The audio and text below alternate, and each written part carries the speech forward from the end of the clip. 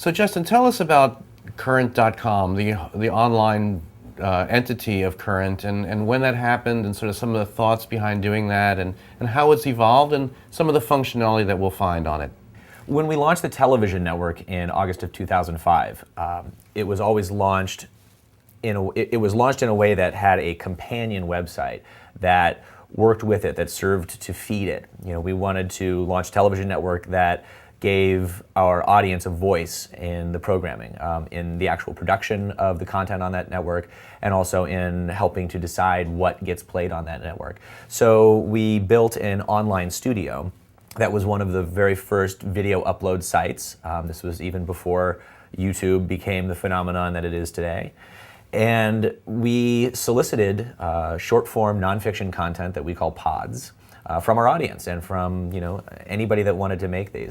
And it was very successful in that right. But what we didn't have was a news and information destination online that was analogous to the news and information destination that is Current TV. And so we took a long, hard look at what we could be doing in the web space. So the site that we built, which is now known as current.com, so we dropped the TV and we went with current.com. It is a news aggregation site that users can find any piece of media. It doesn't have to be video, mind you. It could be a YouTube video. It could be an upload of their own creation. It could be a New York Times article. It could be a blog entry. It could be this video. Really, the exciting thing about current.com and what we're doing is connecting the two platforms of television and the internet. So you could be watching television, Current TV, and have your laptop open. And we have some very interesting research that shows that about 70% of our audience actually watches our network with a broadband connected computer open and on. So this is a multitasking generation, and they're moving from screen to screen.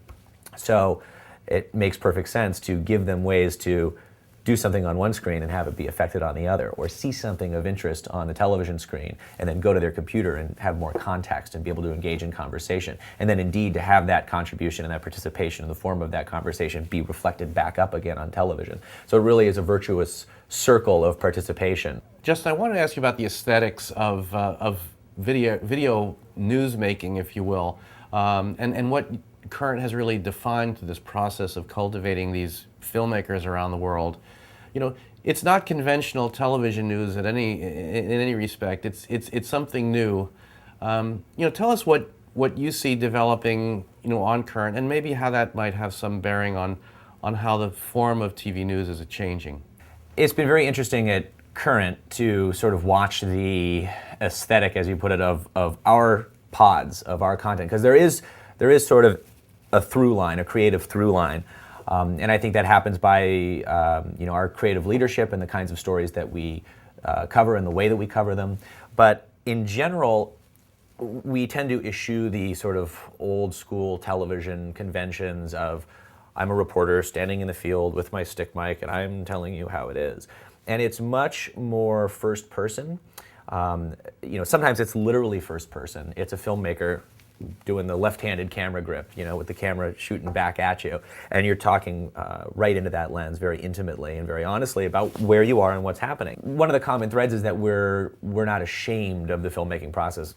On the contrary, we embrace it, we encourage it, we want people to see it and to be able to own it. Peeling back that fourth wall and exposing the filmmaking process, because the truth of the matter is, a producer going after a story or telling any story is a part of the story. There very often is a producer as a voice or someone who occasionally appears in the story, and that's more akin to the kind of documentary filmmaking that we see from Michael Moore's and the Morgan Spurlocks, where they're the filmmaker and they're chasing down a story and they're telling you about their experience filmmaking.